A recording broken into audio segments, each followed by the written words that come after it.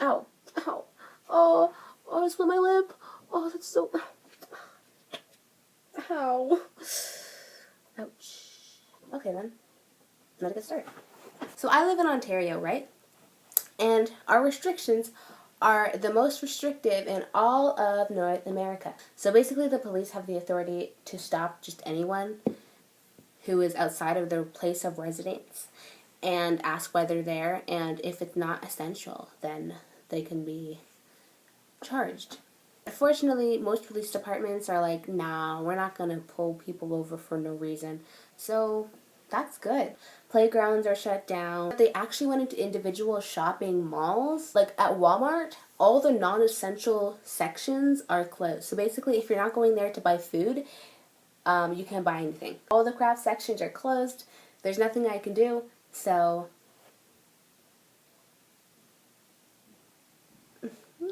away with the negativity. So I've been really bored during quarantine. So I decided during quarantine that my one and only mission during the quarantine is to make an entire line of dresses and other outfits so that when I go back to school and I go back outside, I'm going to be looking fresh every single day. So that is my objective, look fresh every single day for the rest of my next school year, which will hopefully be in person. But, you know, you never know. They keep just getting little dribbles of, you know, the vaccine. We have like, you know, 300,000 more vaccines. Oh, we have like 200,000 more vaccines. It's not really coming in huge doses, so I'm very unsure about, you know, if anyone's gonna get their doses. It's okay. It's okay. This is one of my favorite dresses that I've ever made. This is my first dress of my collection of extravagant dresses that I can wear outside whenever I want. Most people would never wear these types of dresses outside. I'm not those types of people. If I'm not going outside to make a statement, I'm not going outside at all. Okay? Period. What's your life if you're just like being boring and like not doing anything? Like, what even are you doing with your life? I've been talking for a long time. I should stop talking. Putting on my glasses for a deeper analysis of the situation. So let's analyze what I did in this video. Begin by cutting out the pieces of pattern. 45 by 150 centimeters, 2 pieces of skirt. Also cut out your bodice patterns. I forget what bodice pattern I used, and the puff sleeve pattern. Now, because box pleats are evil, gently knife pleat your skirt until it gathers into a nice little 75 centimeter waistband, or whatever size your waist is. Ooh, bad Wi-Fi. Fancy meeting you here. After you've pleated all your pleaty knife pleats, do not box pleat anything. I will find you. And I will ask you how to do it. I have no idea how to do it. Snugly and tightly sew all of your knife pleats in place. Dress your mannequin in the beautiful skirt you have just made. Check that it is at maximum floofage. The silhouette of a skirt is possibly the most important part of the entire dress, so make sure it is to your exact satisfaction. While you're at it, spill your pins in the process, because why not? That's just great. Ooh, getting flashbacks to when there was a pin in my foot. Cut your bodice pieces out on a double layer of fabric. So one comfy layer to go against your skin, and one outer layer to go against your outer self. This was very necessary for me because I was making this out of a curtain, and the curtains aren't that comfy. It's also necessary because you're going to stitch the top of the neck hole, flip the 2 pieces inside out. You have back and front panels, so do it on both of them. Forgot to mention the back panels, didn't I? So yesterday I recorded the instructions on how I sew the neckline. Today I found out that I was an idiot. That the instructions for the neckline are completely wrong. I actually sewed the collar in between the 2 bodice pieces on the neckline, and then I flipped it inside out. That is the correct way that I sewed them in. I know someone's gonna ask, yes, it's the 3D glasses that they hand at the movie theater. Deal with it. I pop the lenses out and act like I'm smart. You've probably also noticed the Fubuki and Free De La Hoya posters back there. Say hi! They said hi. Spend approximately 20 minutes pondering how exactly you're going to stitch the top of the neckline. I could probably figure it out in like 2 seconds if I actually think, but I don't think. I just exist and wander around my house. Do you know the analysis of the situation? Because I certainly don't, even though I have glasses on.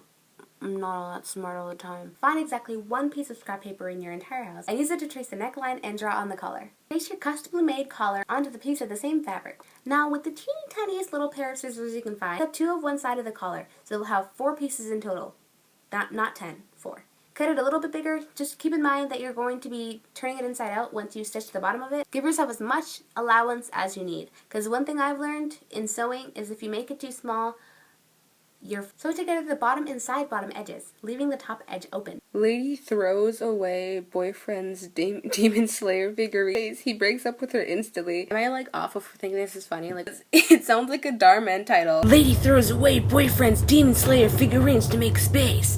Lives to regret her decision. Flip your collar inside out and iron it down. It should be as flat as my debit card. You see the numbers on the back? Yeah, as flat as those. Now that you have your nicely made collar, or hopefully nicely made, pin the top of it to the top of your bodice. The time has come for the darts. Trace out the darts onto all your bodice pieces. The darts in the front will probably be longer because boobs, and the darts in the back will be tighter and shorter. That's the only real piece of information I've given in this entire video. Now that you've done your crisp dart, iron it down to one side. Doesn't matter which side, just one side. Ooh, that sounded like cool. Doesn't matter which side, just one side. Oh my god, that should be a song. Oh my god, everything's like, oh my god, am I turning into a Disney princess? I've been in a cocoon this entire time and I'm finally emerging as a cartoon character, as a Disney princess. Everything that I say sounds like a song. Oh my god, just again, oh my god, again, oh my god. Peanut butter french fries, peanut butter french fries, oh my god, peanut butter french fries, oh my god. Everything I say turns into a song.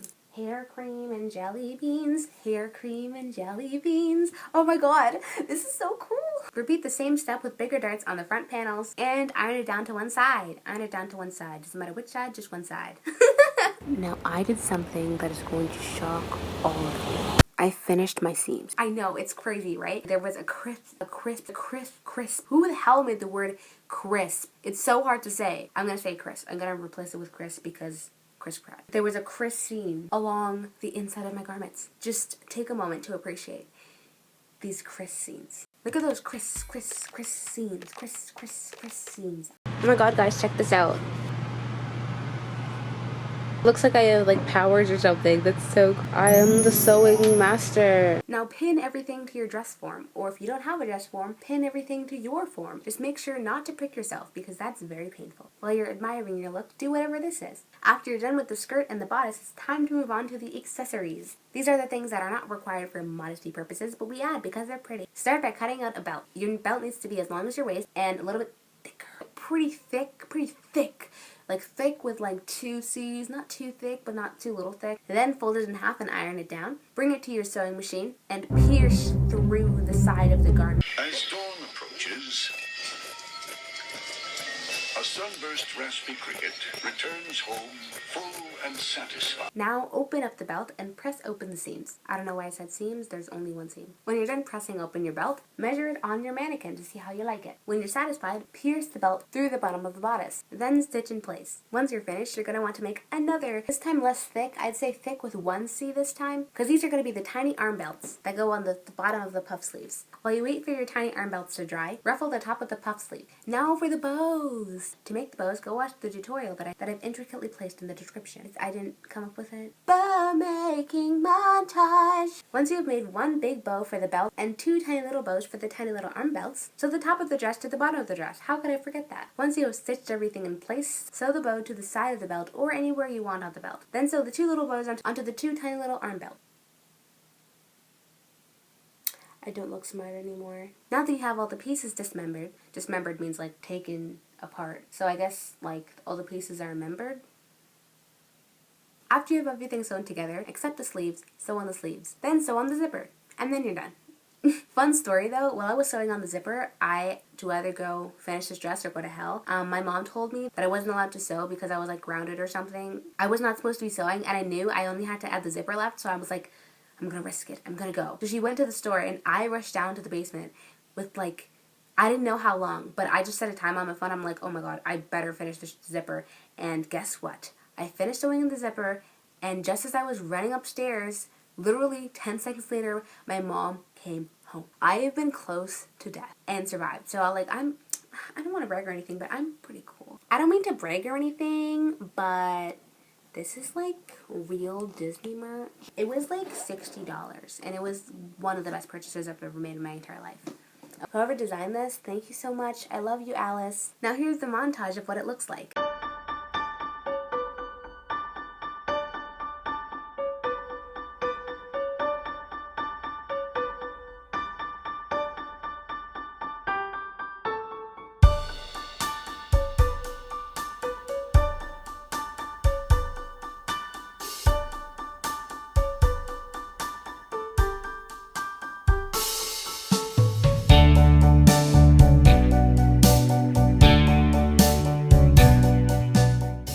this video, guys. Thank you so much for watching. I hope you enjoyed me and me being awkward. To be honest, I hate editing with audio. I really hate it. Like, it's so annoying, and usually the audio software that I use like always chips out and it's like really crappy, so I'm just gonna try this new face cam sort of thing. I'll see you in the next video. Bye, guys.